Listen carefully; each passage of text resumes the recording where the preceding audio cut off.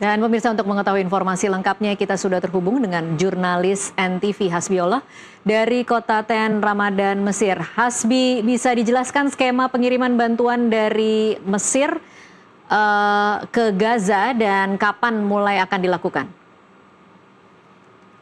Ya baik Tasya dan juga Irsel, ada beberapa faktor yang memang menjadi hambatan untuk skema pengiriman yang akan dilakukan pada siang ini. Jadi nanti pada pukul 14.30 waktu Mesir, ini akan ada 24 truk yang berkonvoi menuju ke Rafah, yang itu perbatasan antara Mesir dan juga Palestina. Nah ini adalah truk-truknya. Saya akan ajak Irsal dan juga Tasya untuk ke dalam, untuk melihat paket-paket apa saja sih yang dibagikan dari misi Indonesia for Palestina. Jadi di sini nanti ada total bantuan kemanusiaan yang akan dikirimkan dari Mesir. Ada 24 truk, dan untuk rumah zakat sendiri mengirimkan 5 truk food basket, total 4.800 paket food basket, dan juga 4 truk hygiene kit, totalnya 3.840 paket, dan 1 truk selimut, totalnya 1.440 jumlahnya. Dan kemudian kalau Yesel dan Tasya ingin melihat bagaimana sih perjuangan saat gencatan senjata, kemudian juga ada beberapa konflik lainnya di Timur Tengah ini yang menghambat laju bantuan Indonesia dan misi Indonesia for Palestine. Namun kali ini dari NGO, kemudian jurnalis dan juga influencer ini ikut serta dalam bantuan tersebut.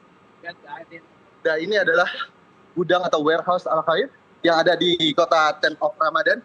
Jadi gambarannya ada seperti ini. Truk-truk nanti ini akan dilepas secara simbolis. Ada Duta Besar Indonesia untuk Mesir, Kuncoro, yang akan membuka secara langsung perjalanan 24 truk ini berangkat menuju ke perbatasan antara Mesir dan juga Palestina di gerbang Rafah. Dan ada beberapa hambatan yang memang disampaikan bahwa memang pihak Zionis Israel ini berkali-kali secara birokrasi, secara politik ini menghambat bantuan. Ada saja hal-hal yang mereka memang di bulan Februari mereka menyebutkan bahwa gerbang dibuka, akan tetapi diberikan jam kapan dibuka, kapan ditutup, tanpa memberitahu pihak Mesir. Namun propaganda yang terjadi dan masyarakat yang ketahui bahwa pihak Mesir lah yang melakukan pembatasan, padahal pihak Zionis lah yang melakukan pembatasan tersebut. Itu dikonfirmasi langsung kemarin oleh KBRI.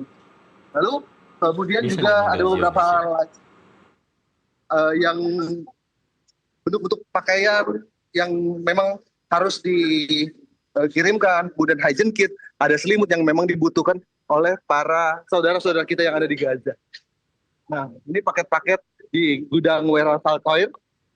Jadi kira-kira seperti ini, sudah masuk truk semua. Kemarin saya sudah menyaksikan secara langsung bagaimana proses pemackingan, kemudian juga masuk ke atas truk, dan seluruh relawan, jurnalis, kemudian juga influencer ikut serta dalam pembagian untuk nantinya menuju ke saudara-saudara kita yang ada di Gaza.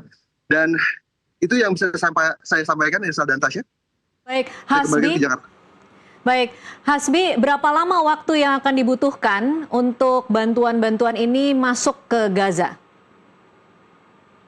Ya, kemarin dikonfirmasi oleh KBRI Indonesia di Mesir bahwa ada beberapa hambatan, misal sewaktu di tahun 2024 saat awal mula perang, kemudian juga di saat dimulainya gencatan senjata antara Israel dan Palestina, ini butuh waktu yang tidak pasti. Jadi pihak dari Israel ini menentukan kapan bisa masuk, kapan tidak. Kadang mereka juga menutup jalur Rafah sehingga antrian truk ini berkepanjangan sampai berkilo-kilometer begitu.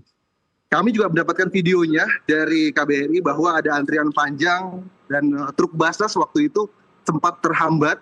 Mereka bahkan ketika sampai kebanyakan makanan-makanan sudah basi, dan yang terakhir bahkan pihak Israel ini melarang makanan-makanan manis untuk diberikan kepada masyarakat Gaza. Karena alasan itu bisa menambah energinya. Bayangkan betapa mereka picik sekali untuk menghalangi bantuan-bantuan yang masuk dari internasional, baik itu dari Indonesia dan juga wilayah-wilayah lain yang mendukung kemerdekaan Palestina.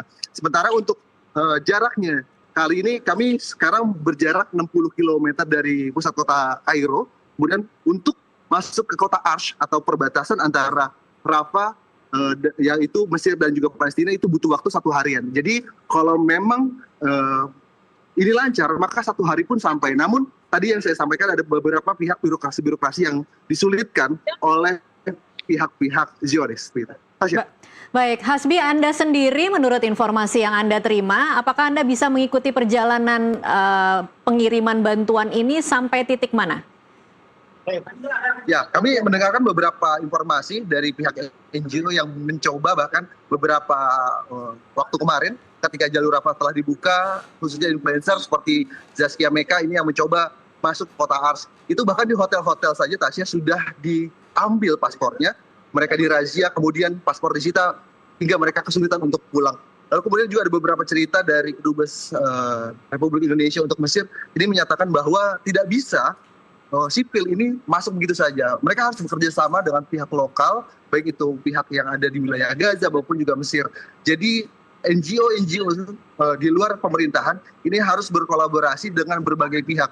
Bahkan kalau Dubes Indonesia untuk Mesir ini datang menuju ke kota Ars, ini harus mendapatkan pengawalan khusus. Jadi untuk kami, ini tidak bisa untuk melaju ke arah Rafah. Begitu, Tasya dan Irsa.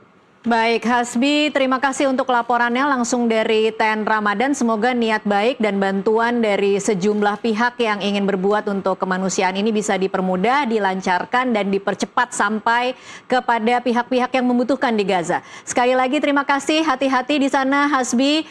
Kami tunggu laporan Anda selanjutnya.